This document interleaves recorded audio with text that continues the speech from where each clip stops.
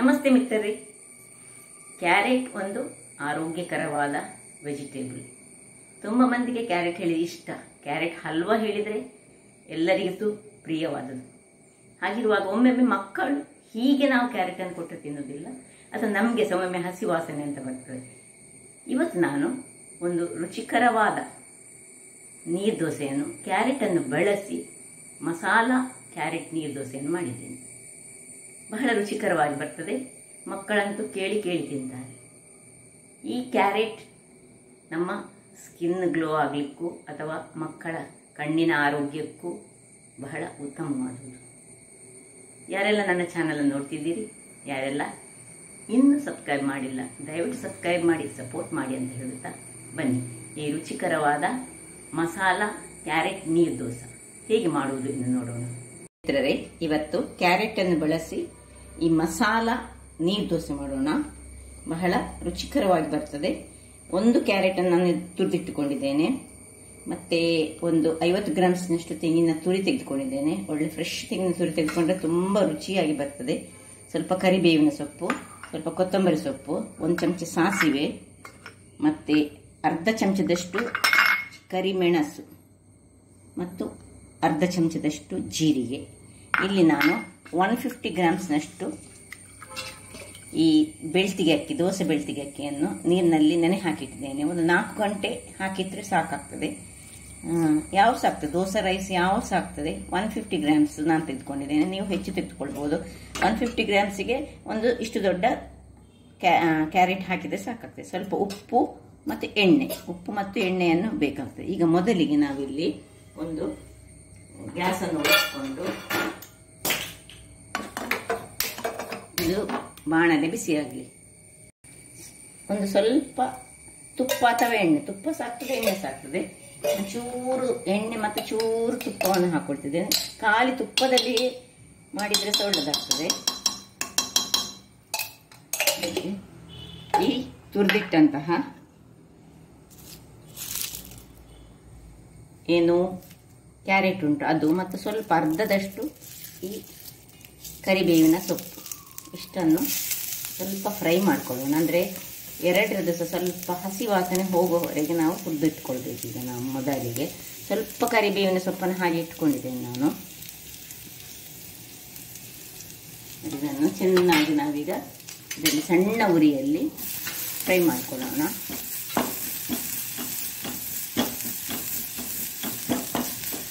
ಅದು ಒಳ್ಳೆ ತುಪ್ಪ ಎಳೆದುಕೊಳ್ತದೆ ಅದನ್ನು, ಆಗ ಅದರ ಹಸಿ ವಾಸನೆ ಹೋಗ್ತದೆ.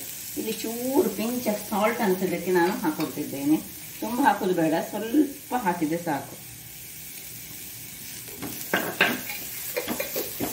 ಇದು ಹಸಿ ವಾಸನೆ ಚೂರು ಒಂದು 2 ನಿಮಿಷ ಸಾಕು ಅಷ್ಟೇ. ಸಣ್ಣ ಉರಿಯಲ್ಲಿ 2 ನಿಮಿಷದಷ್ಟು ಕಾಲ ಇದನ್ನು ಫ್ರೈ ಮಾಡ್ಕೊಳ್ಳೋಣ. ವೀಕ್ಷಕರೇ, ಸಾಕು, ಒಂದು ಇಷ್ಟ ಆದರೆ ಸಾಕು, ಸ್ವಲ್ಪ ಫ್ರೈ ಆದರೆ ಸಾಕಿದು. ಈಗ ಇದನ್ನು ಒಂದು ಪಾತ್ರೆಗೆ ತೆಗೆದಿಟ್ಕೊಳ್ತಿದ್ದೇನೆ ನಾನು. ಇನ್ನು ಪುನಃ ಅದೇ ಬಾಣಲೆಯಲ್ಲಿ ನಾನು ಸ್ವಲ್ಪ ತೆಂಗಿನ ಎಣ್ಣೆಯನ್ನು ಹಾಕ್ಕೊಳ್ತಿದ್ದೇನೆ, 1 ಚಮಚದಷ್ಟು. ನೋಡಿ, ಅದರಲ್ಲಿ ಮೊದಲಿಗೆ ಸಾಸಿವೆ, 1 ಚಮಚದಷ್ಟು ಸಾಸಿವೆ, 1 ಚಮಚದಷ್ಟು ಜೀರಿಗೆ, ಮತ್ತು ಅರ್ಧ ಚಮಚ ಜೀರಿಗೆ, ಅರ್ಧ ಚಮಚ ಕರಿಮೆಣಸು ಹಾಕೊಳ್ತಾ ಇದ್ದೇನೆ. ಈಗ ಅಲ್ಲಿಯೇ ನಾವು ಸ್ವಲ್ಪ ಉಳಿದಿಟ್ಟೆ ಅಂತಹ ಇದನ್ನು ಸ್ವಲ್ಪ ಪೌಡರ್ ಹೀಗೆ ಕ್ರಷ್ ಮಾಡಿಕೊಂಡು ಹಾಕೊಳ್ಳೋಣ. ಕರಿಬೇವಿನ ಸೊಪ್ಪು ಸಾಕು. ಇದನ್ನು ಆಫ್ ಮಾಡೋಣ. ಯಾವಾಗ ಇದು ಹೊಡಿಯಿತು ನೋಡಿ ಆಫ್ ಮಾಡಿಕೊಂಡು ಇದು ತಣ್ಣಗಾಗಿದೆ ಅಲ್ಲೇ ಬಿಡೋಣ. ಇಲ್ಲೀಗ ಇದು ತಣ್ಣಗಾಗಿದೆ. ಈಗ ಒಂದು ಮಿಕ್ಸಿ ಜಾರನ್ನು ತೆಗೆದುಕೊಳ್ಳೋಣ. ಈ ಮಿಕ್ಸಿ ಜಾರ್ನಲ್ಲಿ ಮೊದಲಿಗೆ ಈ ನೆನೆಸಿಟ್ಟಿದ್ದೇವೆ ನಾವು, ಇದನ್ನು ಹಾಕೊಳ್ತಿದ್ದೇನೆ. ಇನ್ನು ಸ್ವಲ್ಪ ಉಪ್ಪು ಹಾಕೊಳ್ತೇನೆ. ಯಾಕೆ ಹೇಳಿದರೆ ನಮ್ಮ ಕ್ಯಾರೆಟ್ನಲ್ಲಿ ಸಹ ಉಪ್ಪು ಉಂಟು. ಸ್ವಲ್ಪ ಉಪ್ಪು ಮತ್ತು ಈ ಫ್ರೈ ಮಾಡಿದಂತಹ ಕ್ಯಾರೆಟ್ ಪ್ಲಸ್ ಸ್ವಲ್ಪ ಈ ಕೊತ್ತಂಬರಿ ಸೊಪ್ಪಿನ ದಂಟು, ಇವುಗಳನ್ನೆಲ್ಲ ಸ್ವಲ್ಪ ಸಣ್ಣ ಸಣ್ಣದಾಗಿ ಹೆಚ್ಚಿಟ್ಟುಕೊಳ್ಳಿ ದಂಟನ್ನು. ಇನ್ನು ತಣ್ಣಗಾದ ಕ್ಯಾರೆಟನ್ನು ಹಾಕೊಂಡು ಇದಕ್ಕೆ ಸ್ವಲ್ಪ ನೀರನ್ನು ಹಾಕ್ಕೊಂಡು ನಾನು ಗ್ರೈಂಡ್ ಮಾಡಿ ತರ್ತೇನೆ, ಒಳ್ಳೆ ಫೈನ್ ಪೇಸ್ಟ್ ಆಗಿ ತರ್ತೇನೆ. ವೀಕ್ಷಕರೇ, ಇಲ್ಲಿ ನೋಡಿ ಸ್ವಲ್ಪ ಗ್ರೈಂಡ್ ಮಾಡಿಕೊಂಡೆ. ಇನ್ನು ಸಹ ಕ್ಯಾರೆಟ್ ಎಲ್ಲ ಹಾಗೆ ಉಂಟು. ಅಷ್ಟಾಗುವಾಗ ಈ ಒಂದು 50 ಗ್ರಾಮ್ಸ್ನಷ್ಟು ತೆಂಗಿನ ತುರಿ, ನಿಮಗೆ ಬೇಕಿದ್ದಷ್ಟು, ಇದು ಆಪ್ಷನಲ್, ಬೇಕಿದ್ರೆ ಹಾಕ್ಕೊಳ್ಬೋದು, ಬೇಡದಿದ್ರೆ ಬಿಡ್ಬೋದು. ಇದೇನು ಬೇಕಂತಿಲ್ಲ, ನಾನೀಗ ಹಾಕ್ಕೊಳ್ತಿದ್ದೇನೆ. ಹಾಕ್ಕೊಂಡು ಈಗ ಪುನಃ ಅದನ್ನು ಒಳ್ಳೆ ತೆಳುವಾದ ಅಂದರೆ ಫೈನ್ ಆದ ನೀರು ದೋಸೆ ಟೈಪಿನ ಬ್ಯಾಟರ್ ಮಾಡ್ತೇನೆ.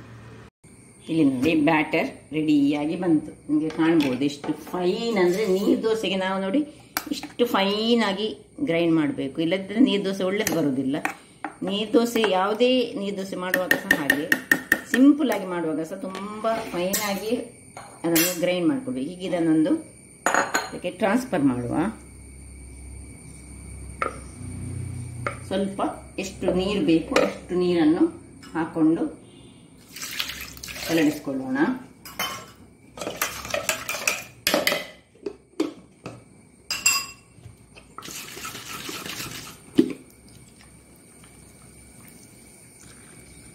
ನೀರು ದೋಸೆ ಹದಕ್ಕೆ ಈಗ ಮಾಡ್ಕೊಳ್ತಿದ್ದೇನೆ ನಾನು.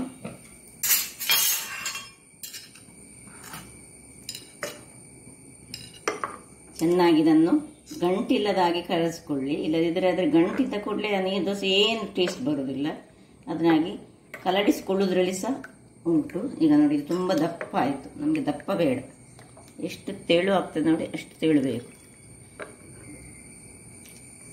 ಅಂದರೆ ಲೆಕ್ಕಕ್ಕಿಂತ ತೆಳುವಾದರೆ ಸೇಳುವುದಿಲ್ಲ, ಅದು ವಿಷಯ ಬೇರೆ. ನೋಡಿ ಇಷ್ಟು ತೆಳು ಬೇಕು, ನೋಡಿ ನಿಮಗೆ ಕಾಣ್ಬೋದು. ಈಗ ಇದರಲ್ಲಿ ಈಗ ಹೀಗೆ ಮಾಡುವಾಗ ನಮಗೆ ನೋಡಿ ಹೀಗೆ ಇದರದ್ದು ಹೀಗೆ ಬರಬೇಕು. ಈಗ ಇದಕ್ಕೆ ಈ ತಣ್ಣಗಾದಂತಹ ಈ ಒಂದು ಮಸಾಲೆಗೆ ನಾವು ಮಾಡಿಟ್ಟಿದ್ದೇವೆ ನೋಡಿ ಒಗ್ಗರಣೆ, ಇದನ್ನು ಹಾಕೋಣ.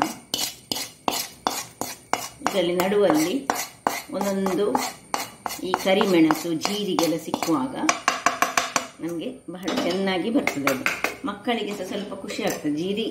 ಜೀರಿಗೆ ಈ ಒಂದು ಮಸಾಲೆ ನಿಮಗೆ ಬೇಕಿದ್ರೆ ಹಾಕಿ, ಕೆಲವು ಮಕ್ಕಳಿಗೆ ಮಸಾಲ ನಡುವಲ್ಲಿ ಸಿಗುವಾಗ ಖುಷಿ ಆಗುದಿಲ್ಲ, ಅಂಥವರಿಗೆ ಹಾಕೊಳ್ಬೇಡಿ. ನೋಡಿ ಇದು ಇನ್ನೀಗ ಇಲ್ಲಿ ಒಂದು ಕಾವಲಿಯನ್ನು ಬಿಸಿ ಆಗ್ಲಿಕ್ಕೆ ಇಟ್ಟಿದ್ದೇನೆ. ಅದು ಬಿಸಿ ಆಗಲಿ. ಕಾವಲಿ ಬಿಸಿ ಆಗುವಾಗ ಸ್ವಲ್ಪ ಎಣ್ಣೆಯನ್ನು ಹೀಗೆ ಜಸ್ಟ್ ಹೀಗೆ ಸ್ಪ್ರಿಂಕಲ್ ಮಾಡಿಕೊಳ್ಳಿ. ಇನ್ನು ನೋಡಿ ಕ್ಯಾರೆಟ್ನ ಕಲರ್ ನೋಡಿ ಹೇಗೆ ಬಂದಿದೆ ಅಂತ. ಈ ಮಕ್ಕಳು ಹೇಗೂ ಕ್ಯಾರೆಟ್ ತಿಂದಿಲ್ಲ, ಮಕ್ಕಳಿಗೆ ಇಂಥ ಒಂದು ಕ್ಯಾರೆಟನ್ನು ಮಿಕ್ಸ್ ಮಾಡಿ ಕೊಟ್ಟರೆ ಸಹ ಒಂದೇ ಲೆಕ್ಕದ ದೋಸೆ ಮಾಡೋದಕ್ಕಿಂತ ಈ ರೀತಿಯಾಗಿ ನಾವು ಮಾಡಿದರೆ ಬಹಳ ಉತ್ತಮ.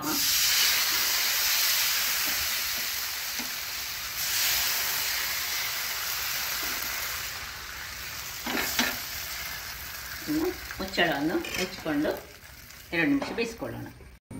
ವೀಕ್ಷಕರೇ, 2 ನಿಮಿಷದ ಬಳಿಕ ಇಲ್ಲಿ ನೋಡಿ, ಒಂದು ನೀವು ಬೇಕಿದ್ರೆ ಇನ್ನೊಂದು ಕ್ರಿಸ್ಪಿಯಾಗಿ ಕಾಯಿಸ್ಕೊಳ್ಬೋದು, ಅಥವಾ ಹೀಗೆ ಹೇಗೆ ಬಂತು ನೋಡಿ, ಎಷ್ಟು ತೆಳು ಸಹ ಉಂಟು, ಏನು ಚೆನ್ನಾಗಿ ಬಂದಿದೆ ನೋಡಿ. ಹೀಗೆ ನಾವು ಇದನ್ನು 4 ಫೋಲ್ಡ್ ಮಾಡಿ, ನಾನು ಯಾವಾಗಲೂ ನೀರು ದೋಸೆ ಮಾಡೋ ಹಾಗೆ ಇದನ್ನೀಗ ಇದಕ್ಕೆ ತೆಗೆದುಕೊಳ್ತಿದ್ದೇನೆ. ಎಷ್ಟು ರುಚಿಯಾಗಿ ಸಹ ಬರ್ತದೆ, ಮತ್ತು ಕ್ಯಾರೆಟ್ ಅದರೊಟ್ಟಿಗೆ ಇರ್ತದೆ, ಬಾಯಿಗೆ ಸಿಕ್ಕುದಿಲ್ಲ ಕ್ಯಾರೆಟ್. ಯಾರ ಮಕ್ಕಳಿಗೆ ಕ್ಯಾರೆಟ್ ಅನ್ನು ತಿನ್ನುವ ಇಷ್ಟ ಇಲ್ಲದವರಿಗೆ ಈ ರೀತಿಯಾಗಿ ಮಾಡಿಕೊಡ್ಬಹುದು ನಾವು.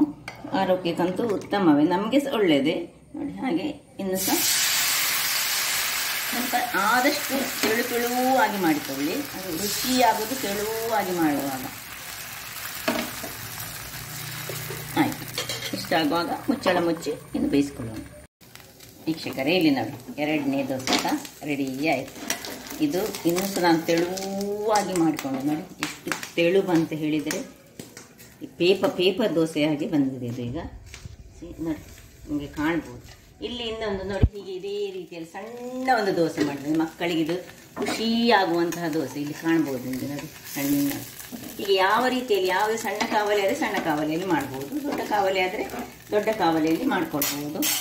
ಇಲ್ಲಿ ರೆಡಿ ಆಯಿತು, ನಿಮಗೆ ಕಾಣ್ಬೋದು. ಇದಕ್ಕೆ ಬೇಕಿದ್ದ ಚಟ್ನಿ ಸಹ ಬೇಡ, ತುಪ್ಪದಲ್ಲಿ ಸಹ ತಿನ್ಬೋದು, ಬೆಣ್ಣೆಯಲ್ಲಿ ಅಂತೂ ಸೂಪರ್ಬಾಗಿರ್ತದೆ.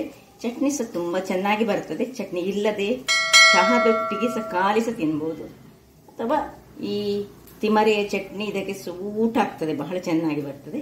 ಹಾಗಾದರೆ ನನ್ನ ಈ ಕುಕಿಂಗ್ ಚಾನಲ್ ನಿಮಗೆ ಇಷ್ಟ ಆದರೆ ಬೋಳೂರು ಸುವರ್ಣ ಚಾನಲನ್ನು ಲೈಕ್ ಮಾಡಿ, ಶೇರ್ ಮಾಡಿ, ಹಾಗೂ ಸಬ್ಸ್ಕ್ರೈಬ್ ಮಾಡಿ, ಹಾಗೂ ನನ್ನ ಇನ್ಸ್ಟಾಗ್ರಾಮ್ ಪೇಜನ್ನು ಫಾಲೋ ಮಾಡಿ. ಧನ್ಯವಾದಗಳು.